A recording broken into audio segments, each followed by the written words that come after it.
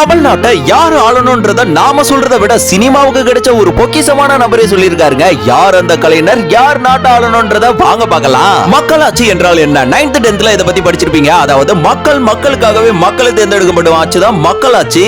மக்களின் ஆட்சியாம் என்று நாம் ஆள்கிறோம்.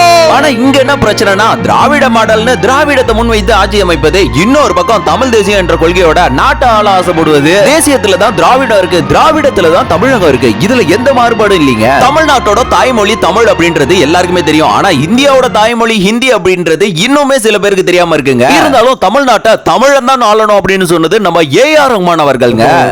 தமிழ் உலகத்தை ஆளணும், உலகத்தை ஆளணும். கண்டிப்பா. தமிழ்நாட்டை ஆள்றதுக்கு தமிழனா யாரை தேர்ந்தெடுப்பீங்கன்றத மறக்காம கமெண்ட்ல பதிவு பண்ணுங்க. உங்களுக்காக உழைக்கணும்னு நான் வரேன்.